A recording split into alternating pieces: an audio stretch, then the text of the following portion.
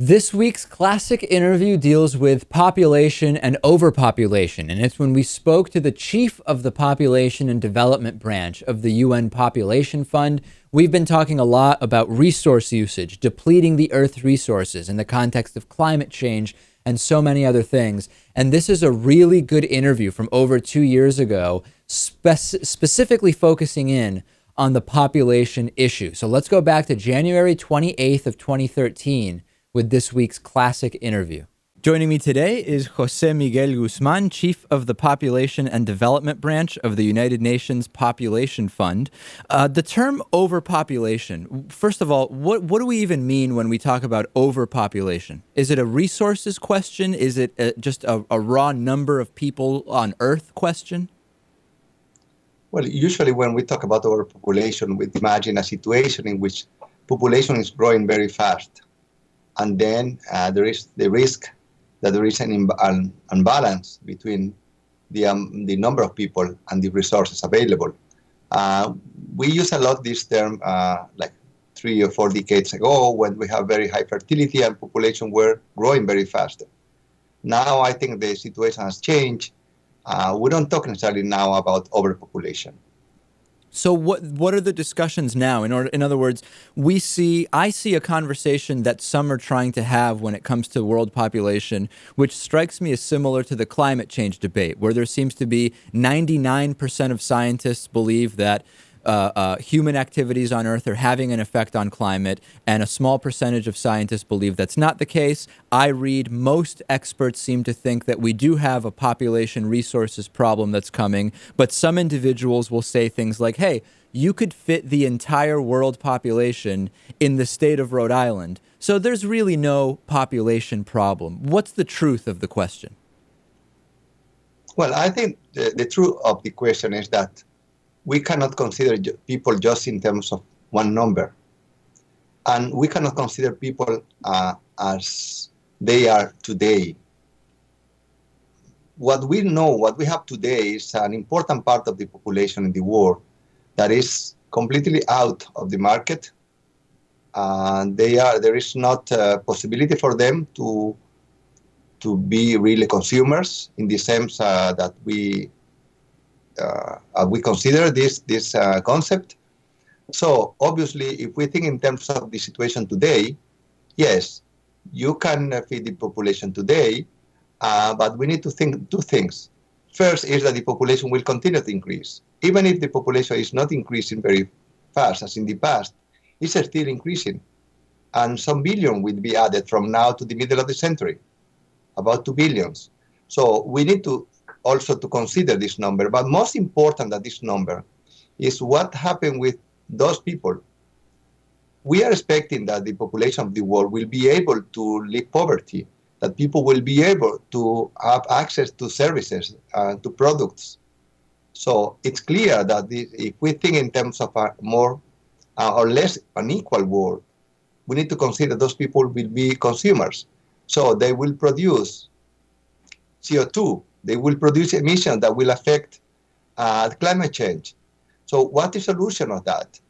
And I think the solution is linked to what we call sustainable development and sustainable policies, or more specifically, green economy, in which we need to decrease the amount of emissions that are produced for each unit of the production. So I think that this is the point. If we think that it's just a matter of numbers, it's not true, but matters obviously counts too. But more importantly, what those people will do once they have the possibility to have a better quality of life. Right. What you're alluding to is, I guess, the focus on just the number of people that are on the planet. You know, we talked about food recently, and there was some kind of report in the U.S. I don't remember if it's 25% or 35% of food is just thrown out. In other words, it goes bad either before people even purchase it at supermarkets or once people purchase it, a huge amount of food. And that really, we have so much hunger in this world, but we don't have a lack of food. It's just a distribution problem. And that seems to be connected to the inequality you're talking about. Yeah, that's true. But also, I think recent years, last year, we even the Food and Agriculture Organization they have mentioned that they could be an issue also of production, not just about distribution. Because if we think that, yes, we can increase production, and there is the technology to do that, productivity is increasing in some places. But at the same time, we know that uh, we cannot just consider production without considering the effect of that production in the environment. There is another issue. When we talk about population, we used to talk about population at the global level, and that's true. This is important. But more important in some cases is the population in some countries and in some areas of some countries. And in some countries, they will be facing difficulties. They will have high population growth. They will have less capacity in terms of increased agricultural production. They have more poverty, so less capacity of the people in terms of being involved in more productive activities. So there are countries in which this situation will be exacerbated by high population growth. Which countries right now are at the top of your list for being at risk for that? I think many sub-Saharan countries, particularly countries in the Sahel area, that has to face historically a lot of difficulties. And in those countries, I think there will be difficulties. But I think in every country in which you have a population that is growing, more than 2.5 or 3%, is a situation which presents difficulties and challenges for the countries, because those countries have to invest a lot in terms of education, in terms of health, infrastructure, institution. And you cannot do that just in a short period of time. You need more time to do those investments. Right. The other thing I wanted to touch on, and this really is specific to population, and you talked about it a little bit within specific countries.